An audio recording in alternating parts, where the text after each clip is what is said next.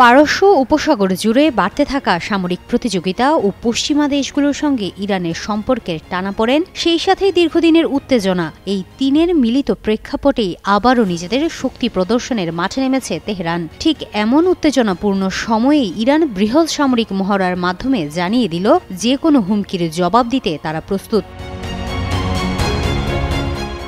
এই পরিবেশে ইরানের IRGC নৌবাহিনী পারস্য উপসাগরে শহীদ মোহাম্মদ নাজিরি নামে বৃহৎ মহড়া শুরু করেছে, যেখানে কৃত্রিম বুদ্ধিমত্তা, সমৃদ্ধ আক্রমণ ও প্রতিরক্ষা সক্ষমতা কয়েক ধাপ এগিয়ে প্রদর্শন করা হয়েছে। বৃহস্পতিবার শুরু হওয়া মহড়ায় নবাব, মাজিদ, মিশাগ সহ আধুনিক আকাশ প্রতিরক্ষা ব্যবস্থা মোতায়েন করা হয়েছে, যেগুলো ইলেকট্রনিক যুদ্ধ পরিস্থিতিতেও AI ব্যবহার করে মুহূর্তেই আকাশ ও নৌলক্ষ্য শনাক্ত করে নির্ভুলভাবে আঘাত হানতে পারে। পারস্য উপসাগর, হরমুজ প্রণালী, ওমান উপসাগর, নাজিয়াত সামুদ্রিক অঞ্চল এবং আবু মুসা, গ্রেটার টুম, লেসার টুম, সিরি দ্বীপপুঞ্জ জুড়ে বিস্তৃত এই মহড়াকে প্রতিবেশী দেশগুলোর উদ্দেশ্যে শান্তির বার্তা হিসেবে উপস্থাপন করা হয়েছে। তবে মার্কিন নৌযানগুলোর প্রতি এতে স্পষ্ট ও কড়া সতর্কতাও দেওয়া হয়েছে।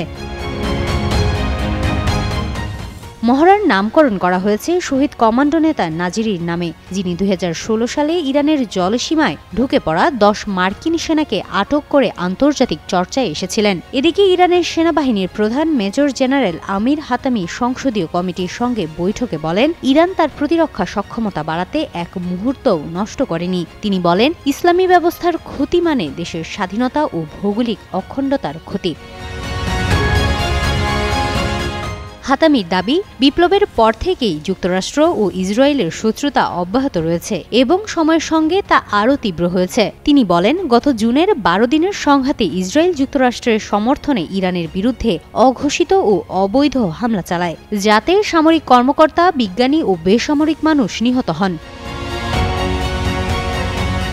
তার অভিযোগ, ইসরায়েলি আগ্রাসনের এক সপ্তাহ পর যুক্তরাষ্ট্র ইরানের 3টি পারমাণবিক স্থাপনায় বোমা হামলা চালায়, যা আন্তর্জাতিক আইন ও NPTর লঙ্ঘন। হাতামি আরও দাবি করেন, এসব হামলা দিয়ে ইরানের কৌশলগত অবকাঠামো ধ্বংস ও সরকার উৎখাতের চেষ্টা হলেও তা ব্যর্থ হয়েছে এবং সেই কারণেই প্রতিরক্ষা সক্ষমতা বৃদ্ধি এখন তাদের সর্বোচ্চ অগ্রাধিকার।